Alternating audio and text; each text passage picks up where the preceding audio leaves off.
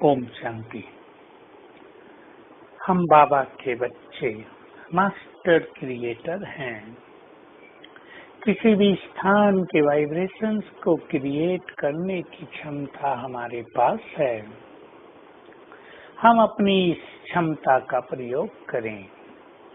हमें एक बहुत बड़ा महान कर्तव्य मिला है, सृष्टि को नूतन बनाने का, भगवान के साथ ये महान कार्य करने का।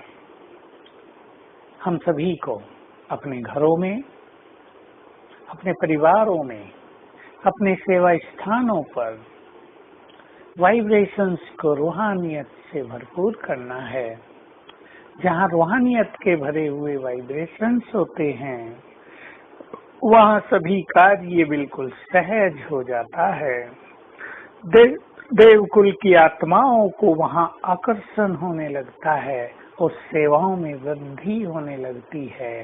किसी भी स्थान के वाइब्रेशंस यदि रूहानियत से भरपूर हैं, तो वहाँ की सेवाएं दिन दुनी रात चौगुनी बढ़ जाती हैं। इसलिए सेवाओं पर पैसा खर्च करना, बहुत भागदौड़ करना, इससे भी कहीं सुलभ तरीका है कि हम अपने स्थानों पर रूहानियत का माहौल बनाएं। कैसे बनता है ये माहौल? व्यक्तिगत रूप से भी इसको किया जाए। हम जितना जितना योग युक्त रहते हैं और जितना उस स्थान पर व्यर्थ बातों से मुक्त अंतर्मुखी रहते हैं, रूहानियत का वातावरण बनता जाता है। हम अपने साथियों को आत्मिक दृष्टि से देखते हैं और स्वयं भी शरीरी होने का अभ्यास करते हैं, तो वातावरण में रूहानियत फैलती जाती है। जिस स्थान पर बहुत अच्छा योग अभ्यास होता हो, वहाँ के वाइब्रेशंस रूहानियत से भरपूर सबको आकर्षित करने वाले होते हैं। हमें अपने स्थानों को light house, might house and peace house बना देना है। हमें अपने स्थानों को ऐसा बना देना है जहां आते ही लोगों के विघ्न नष्ट हो जाएं।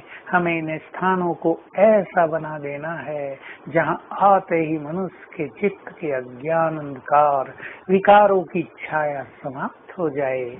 ये हमारे ऊपर है। तो आइए हम स्वयं को इस कार्य का जिम्मेदार समझते हुए स्वयं में रूहानियत भरें, अपने घर में रूहानियत का माहौल बनाएं और अपने सेवा स्थान को भी रूहानियत की तरंगों से ओतप्रोत करें। हम नियम ले लें कि अब व्यर्थ से हमारा कोई नाता नहीं है। हम अपने श्रेष्ठ स्थानों पर व्यर्थ की लेन देन नहीं करेंगे, तेरे मेरे में नहीं रहेंगे, छोटे विचारों में या निगेटिव विचारों में नहीं रहेंगे, क्योंकि यही चीजें हमारे वातावरण को भारी करती हैं, सांसारिक बना देती हैं। हम जिनकी ओर सारा संसार प्यासी नजरों से देखेगा, अब भी देख रहा है, हम सभी को अपने महान कर्तव्यों को पूर्ण करना है। हम याद रखेंगे बाबा के वे महावाक्य, बच्चे तुम्हारी सकाश की संसार को बहुत बहुत जरूरत है।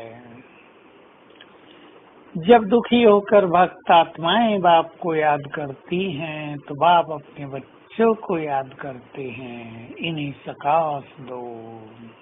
कितने महान हैं हम सभी, जिनके द्वारा भगवान अपना महान कार्य कराना चाहता है।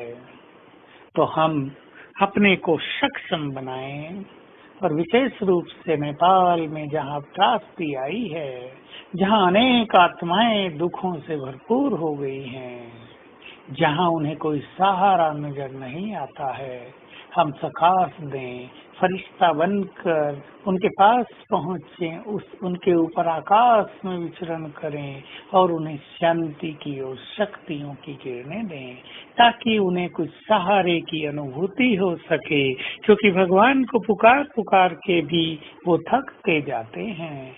तो आज सारा दिन हर घंटे हम उन पीड़ित व्यक्तियों को सकाश देंगे, कभी यहीं से कि मैं मास्टर सर्वशक्तिवान हूँ, मास्टर दुख हरता हूँ, और योग लगाएंगे और प्रैक्टिस करेंगे। मेरे मस्तक से किरणें निकलकर उन सभी पर पड़ रही हैं।